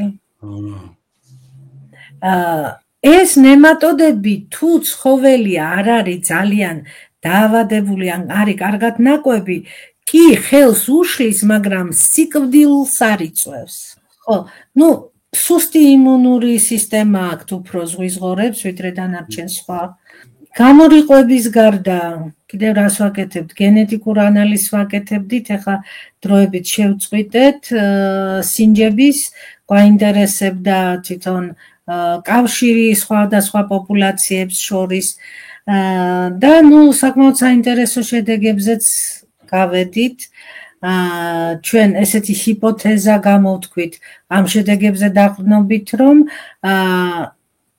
თუ ყველგან ლიტერატურაში წერია, რომ აი ეს ვეშაპისნაირები შავ ზღვაში მოხვდნენ ხმელთაშუა ზღვისა და შავი ზღვის ბოლო შეერთების დროს, დაახლოებით 9,500 წლის წინ, ჩვენი სინჯების ანალიზმა, ანუ მოლეკულურ გენეტიკური საათის გამოყენებით, აჩვენა, რომ ზოგიერთი ხაზის ასაკი იყო 150,000 და მეტი წელი. ანუ აქ რითი შეიძლება ეს აიხსნას? სხვა შორის 2011 წელს გამოვიდა ძალიან ხმამაღალი სტატია გეოლოგების შავი ზღვისა და ხმელთაშუა ზღვის შეერთების შესახებ და ბალარდის და ბოლო 670,000 წლის განმავლობაშიო შავი ზღვაო სულ ცოტა 12 ჯერ შეუერთდა და დაშორდა ხმელთაშუა ზღვებს. შედარებით ხანგრძლივი პერიოდები და იყო კიდე მცირე პერიოდები შეერთების. და აი ამ ჩვენი ხაზების პერიოდი ემთხვევა ერთ-ერთ წინა დაშორების შეერთება დაშორებას კი ზუსტად ასია და აქედან გამომდინარე ჩვენ გამოვთქვით ვარაუდი რომ შესაძლებელია ბოლო გამყინვარების პერიოდი აი ზღვის ღორებმა მაგალითად და ნაწილმა თეთრგვერდებმა და ნაწილმა აფალინებმა გადაიტანეს შავ ზღვაში, ანუ ზღვა კი არა, მაშინ ტბა იყო, ხო? შავი, რომელიც მთლიანად გაყინული არ იყო, მარტო ნაპირებში იყო გაყინული, როგორც ვიცით, სხვადასხვა მოდელირებების მიხედვით. თუმცა ანუ აი ხა ეს რო ხდება ხოლმე თქვა, მდინარე რო ადიდება და რაღაც გუბეში რო თევზებს გადმოყრის და და იმ გუბეში რო ის თევზები გაჩერდებიან, ჩვენ გამრავლდებიან, მე ისევ რომ მდინარე შეხვერდება, აი დაახლოებით ესეთი რაღაცა, კი.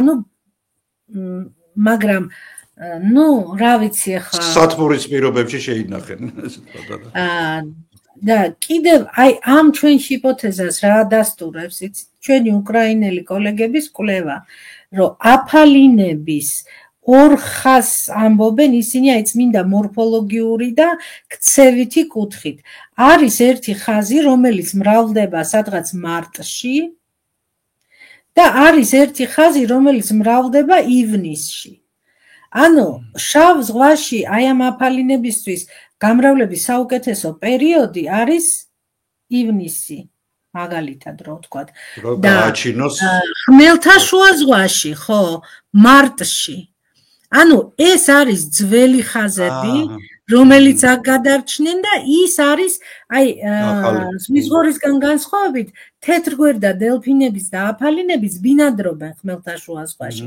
ნაწილი არის იქედან შემოსული ხაზები ნაწილი არის მარტის დელფინები ხო? მარტის დელფინები არის როგორც ჩანს შემოსული ხმელთაშუა ზღვიდან და აი ჩვენმა გენეტიკურმა კვლევამაც აჩვენა ნაწილი ინდივიდები ჯგუფდება ხმელთაშუა ზღვასთან და ნაწილი ჰაპლოტიპები ანუ მიტოქონდრიული დნმ-ის არის უნიკალური. ხო და ამას რა ვიცი ხო უფრო თანამედროვე მეთოდებით ჭირდება კიდევ დამუშავება და ნახოთ მოკლედ რამდენად საოცარი ცხოველია მე სულ ეხა ამ გათხრების დროსაც სულ მაგაზე მქონდა გურამთან ლაპარაკი ეს ცხოველები იყვნენ საკმაოდ წარმატებული მტაცებლები ხმელეთის აი რამ უნდა აგიძულოს ხო ჩახვიდე წყალში მე ამხელა ტრანსფორმაცია განიცადო ხო ფაქტიურად აი ეგ არის ყველაზე საოცარი საოცრება იმიტომ რომ კარგი ბატონო სელაპები ყავს რომლებიც ნახევრად წყლის არიან თქვა და ეგ ლამანტინებით ლად კარგი გადასულები არიან ბოლომდე მაგრამ ესენი პრინციპში იმის გარდა რომ სუნთქავენ ჯანგბადით არიან კლასიკური წყლის ცხოველები რომლებმაც ძალიან სწრაფად გაიარეს ეს და თან კარგად ვიცით მათი ევოლუციური გზა იმდენად კარგად არის ნამარხები ნაპოვნი და ბევრია. ფაქტიურად მთელი ხაზი უწყვეტი ჯაჭვია თითქმის ნაპოვნი. მე მგონი 100 ძუძუმწოვრის შემთხვევაში არა გვაქვს ასეთი ჯაჭვი უწყვეტი, რომელიც აჩვენებს მათ ევოლუციას და ხოჭერის მაგ კუთხით ძალიან საინტერესო ერთი მოსაზრება, ერთი ძალიან ცნობილი სტატია, რომელიც გვეუბნება, რომ ერთ-ერთი მნიშვნელოვანი აი ვეშაპისნაირების ევოლუციაში იყო გენების ფსევდოგენიზაცია. ანუ რას ნიშნავს ეს? როდესაც ფუნქციონალური გენში ხდება ძალიან უმნიშვნელოდ ერთი ნუკლეოტიდის ჩანაცვლება ან ორის და იბლოკება ეს გენი. შესაბამისად, კარგავს ცხოველი იმ თვისებას, რაც არ ჭირდება ბჭყალებში. მაგალითად, ეხა ვეშაპისნაირებს არ ჭირდებათ დიდად გემოვნების რეცეპტორები წყალში. არ ჭირდებათ ძალიან კარგად განვითარებული ფერადი მხედველობა. თქმა უნდა. და შესაბამისად ის გენები, რომელიც პასუხისმგებელია ამის როგორ თქვა, აი ამ თვისებებზე, ეს გენები დაბლოკილი აქვს. ხო არსად გაქრება, მაგრამ დაბლოკილი აქვს, არ ექსპრესირდება.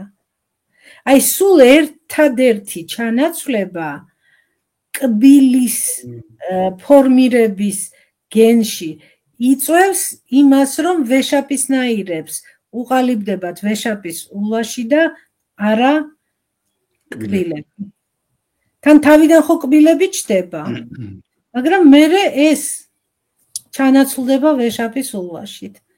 ხო, აი ესეთი ბევრი ის არის საინტერესო ეს გენეტიკური შედარებები აი ამ სტატიაში და საინტერესო ამ ევოლუციის გაგებისთვის.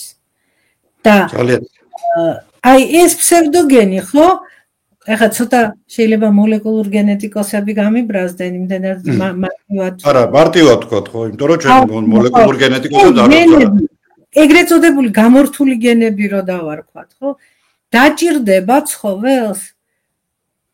ჩაირთვება. გამოიწვევს გარემო რაღაც სპეციფიურ ცვლილებებს, ისევ ჩაირთვება. ჩვენ კვლევებში ილიას უნივერსიტეტის ეკიპაჟი არ შემილია რომ დიდი მადლობა არ გადაუხადო მათ, იმიტომ რომ მაგათ გარეშე რა ვიცი, წარმოუდგენელი იქნებოდა ამ ყველაფრის აწევა, ასე ვთქვათ.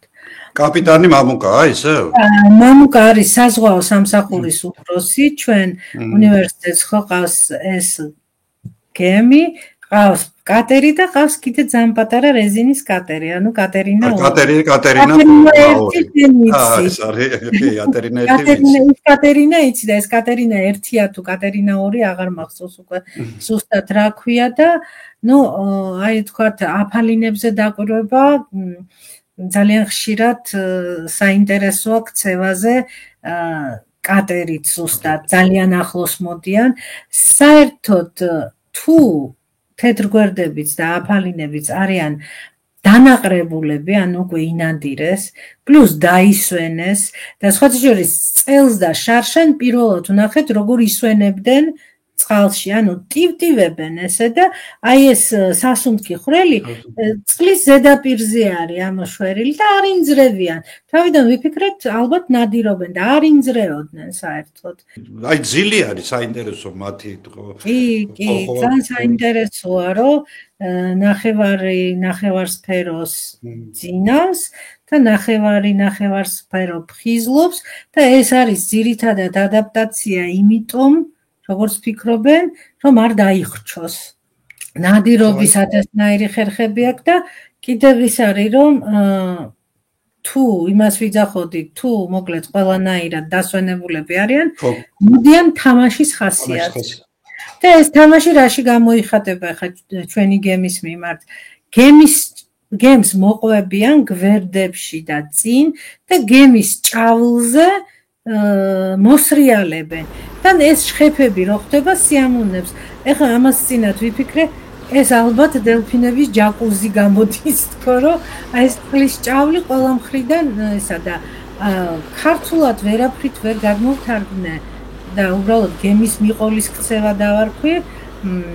ინგლისურად ქვია bow riding behavior, ანუ რაღაცა ესე შვილდივით რო ამოიზნიკება წყლის ნაკადი, აი ამას რაღაცნაირად აი ეს მხედარივით რო არის, მხედარივით და ზოგი მეცნიერის აზრით, თუ დიდ მანძილებზე უწევთო გადაადგილებაო, ამ დროს ზოგავენ ენერგიასო, თუმცა უმრავლესობა ეყნობა, რომ ეს არის უბრალოდ გასართობი ქცევა მათთვის, გართობის ქცევა და რადგან ესენი მაღალ ინტელექტუალურები არიან, რა თქმა უნდა, გართობასაც რაღაც გარკვეულ დროს ანდომებენ და აფალინების შემთხვევაში თურმე საუკეთესო ადგილს იკავებს დომინანტი.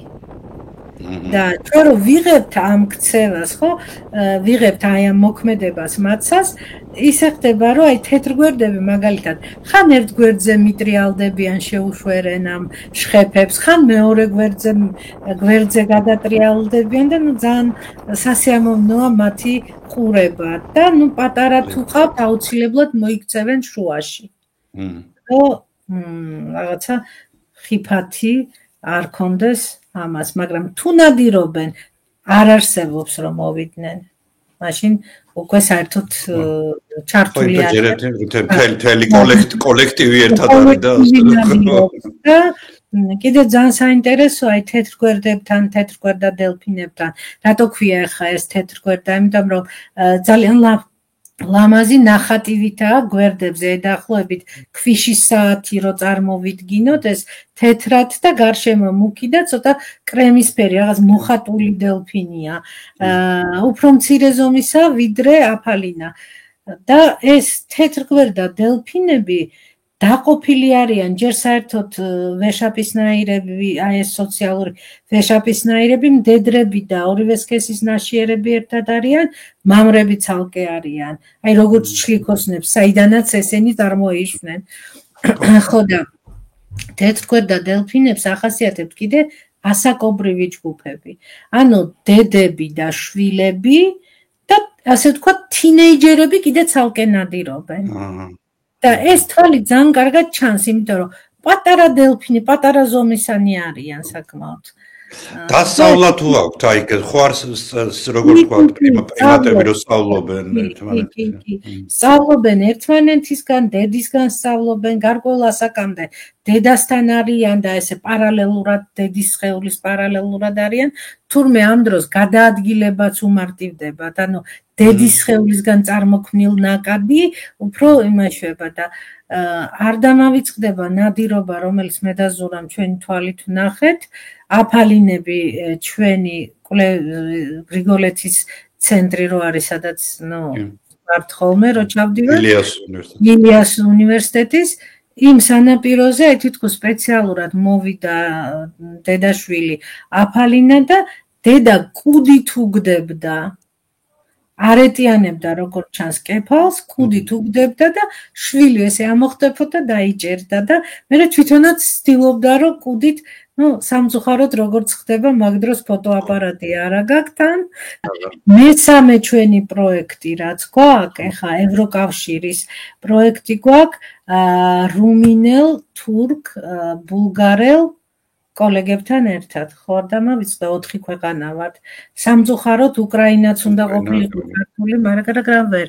ეს არის შავი ზღვის, არა მარტო შავი ზღვის, საერთოდ ზღვის ეკოსისტემისთვის მოქმედი ერთ-ერთი თურმე ყველაზე მძიმე საფრთხე.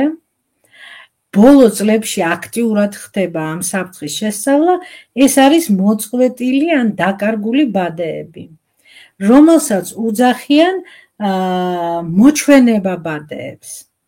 აღმოჩნდა, რომ ეს ბადეები თუ სანამ ესე იგი ფსკერზე დაეშვებიან, თუ წყალში მოცურავენ, ჩვეულებრივად განაგრძობენ ჭერას ცხოველების, ხოლო ზღვის ცხოველების თუ ეშვებიან, როცა ეშვებიან ფსკერზე, იქაც მათში იხლართებიან ვეშაპისნაირები, აი ჩვენ არ გვყავს ზღვის კუები, მაგრამ ზღვის კუები, სელაპები და თან ეს რო არის ფსკერზე, პლასტიკი, ყველაფერი აი შიგნით გროვდება და ეს ვეშაპის ეს ცოცხალი ორგანიზმები ლპება და ფაქტიურად წარმოიქმნება წყალქვეშა ნაგავსაყრელები.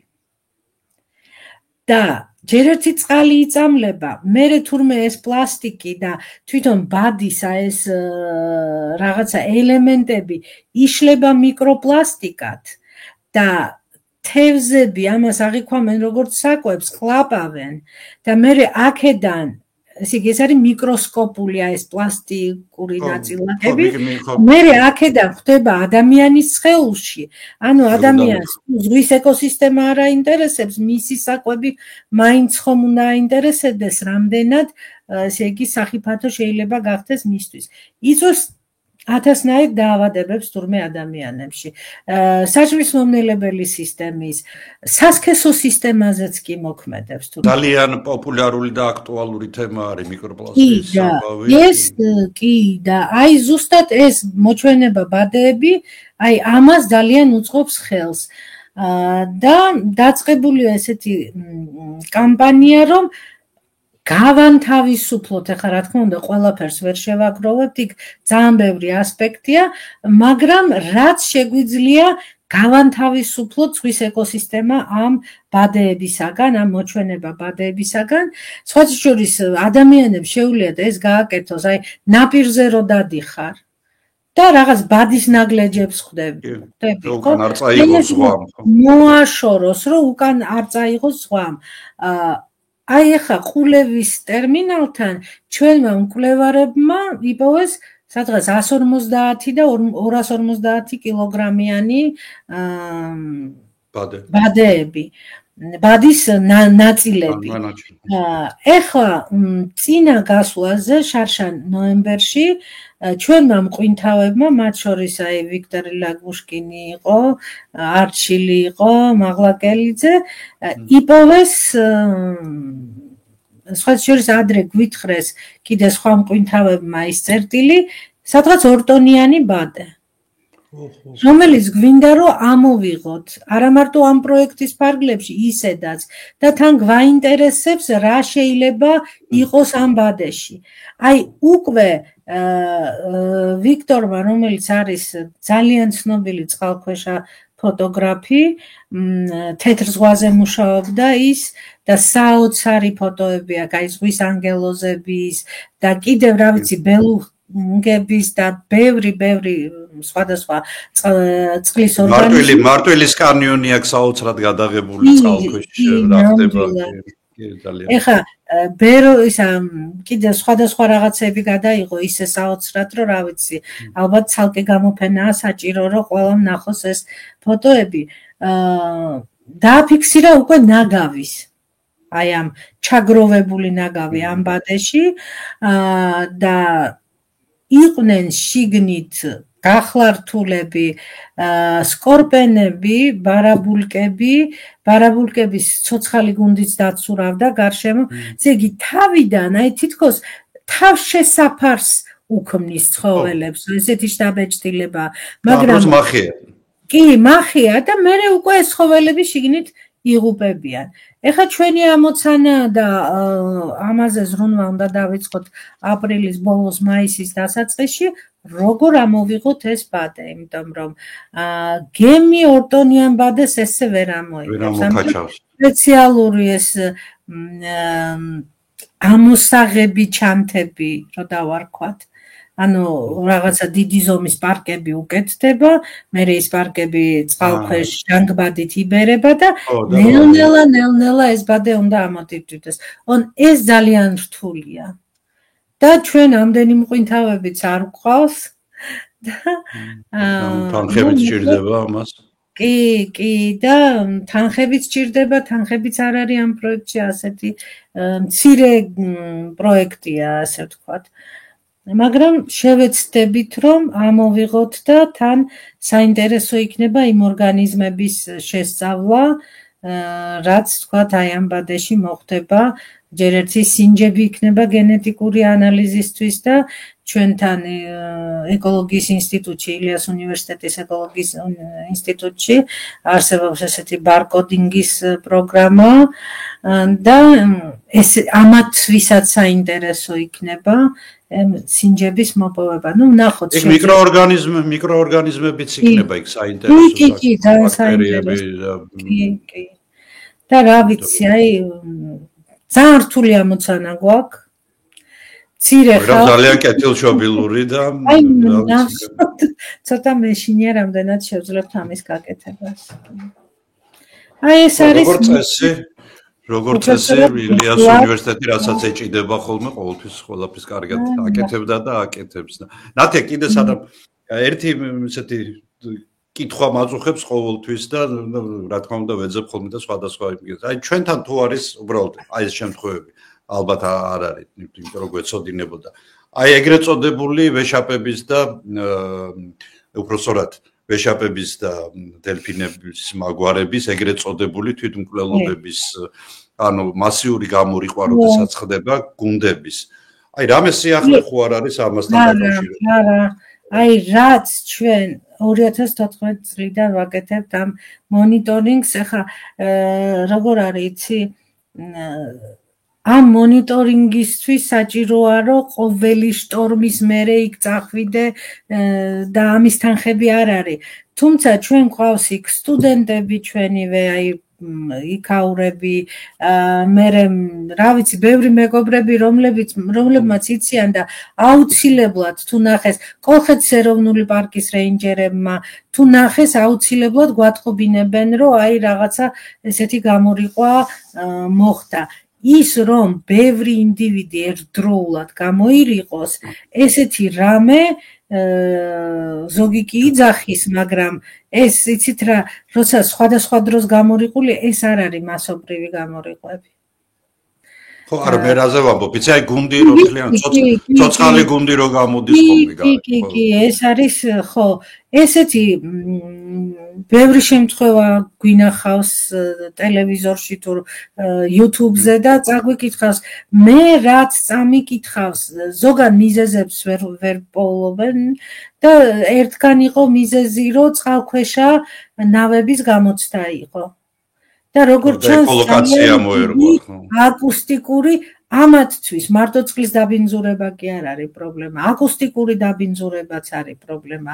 წყალქვეშა ბურღვები, ძალიან ბევრი წყალქვეშა ნავები, აი ეხოლოტით აღჭურვილე საერთოდ წყალზე ნავებიც და გემებიც ხო. კი. არის საკმაოდ ვერ ახერხებენ ზუსტ ეკოლოკაციას. და არ იციან სად წავიდნენ, ჯერთი სტრესია ძალიან დიდი. ამიტომ აკუსტიკური ეს იგივეა, ხო, ძალიან ძლიერი შუქი რომ მოგანათონ თვალებში და როგორ მოვდები, ხო, არიცი და ეხლა ამდენი ნატიფის მენა აქვთ და შესაბამისად ძალიან ზიანდებიან. აი სხვათა შორის ერთ-ერთი ჩვენი უკრაინელი კოლეგა იტალიაში მუშაობს მაგ საკითხზე, რომ განსაზღვროს იყო თუ არა აკუსტიკური ტრავმა. ამისთვის შიდა კურს იღებენ ძალიან ფრთხილად, ათავსებენ სპირტში, მე მგონი თუ ფორმალინში, ზუსტად არ მახსოვს, ჩვენი ერთ-ერთი მკვლევარი არის მაგაზე დასპეციალიზებული და შემდეგ მიკროსკოპის ქვეშ ათვალიერებენ ამას, რომ რამდენად და იქ ჩანს მიიღო, ond ელექტრონული მიკროსკოპის გამოყენებით მიიღო თუ არა აკუსტიკური ტრავმა, იმაზე უკვე ემჩნევა. ეს შუა ყურზეა ლაპარაკი ალბათ, ლოკოკინაზე და იმაზე. კი, მაგაზეა ლაპარაკი. ესე ძალიან საინტერესოა, მაგრამ ასეთი მასალა გროვდება ძალიან ნელა. თავისთავად. მაგისტრის ვერ მოკლოდები.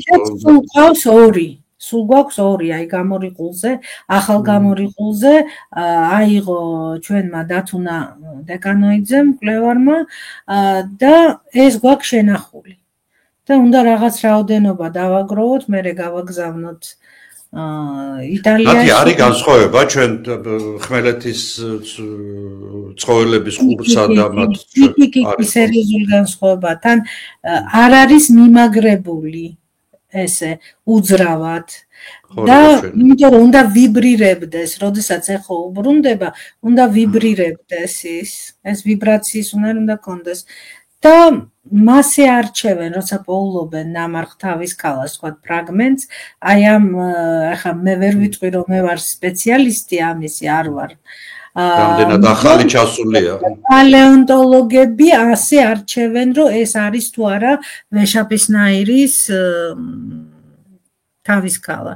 და სხვა შორის ბაზილიოზავრის ჩონჩხი რო იპოვეს და ეგონათ რომ ეს იყო ქვეწარმავალი, მერე ზუსტად მაგან აჩვენა უკვე სახეცვლილმა შიდაყურმა აჩვენა რომ არა ეს უკვე ვეშაპისნაირია ძუძუმწოვარა ძუძუმწოვარია სამი საფეხურით მაღლა დგას ხო ეს არის ჩვენი საქმიანობის რაღაცა გარკვეული ნაწილი ხო ნუ მე ხა ვიცი რომ თქვენ კიდე ბევრი პროექტები გაქვთ და შენ კონსერვაციული პროექტები გვაქვს ხო ძირითადად რაღაცა კონსერვაციული მენეჯმენტის გეგმები აი ესეთი საქმიანობა მაგრამ ეს არის საინტერესო ყველაზე საინტერესო რასაც ვაკეთებ ალბათ ყველაზე საინტერესო დაკვირვება საერთოდ ცხოველებზე ცოცხალ ცხოველებზე დაკვირვება და რაღაცა აი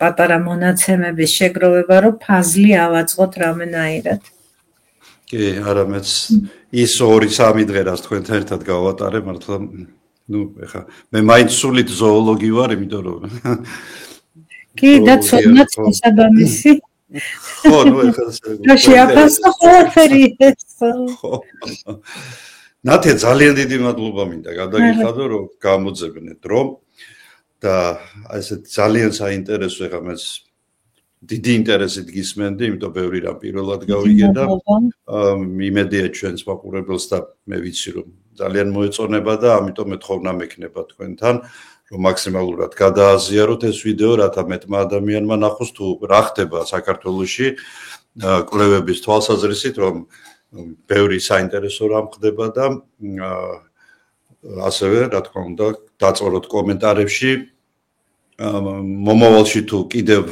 მოვახერხებთ ნათიას დაჭერა მისი თავისუფალი დროის გამოძებნა რაზე შეიძლება ვესაუბროთ მას რა ვიცი მე მაინც იმედს ვიტოვებ რომ ოდესმე ზურას დამეკონტაქტება და მასთანაც ჩავწერ ინტერვიუს იმიტომ რომ ნუ ერთი მე და ზურას ბევრი რამ გვაკავშირებს ერთმანეთთან და ბევრი საინტერესო პროექტი აქვს მას ნუ პირველ ერთ-ერთი ძალიან საინტერესო პროექტი არის მისი ზოოპარკი რომელიც ალბათ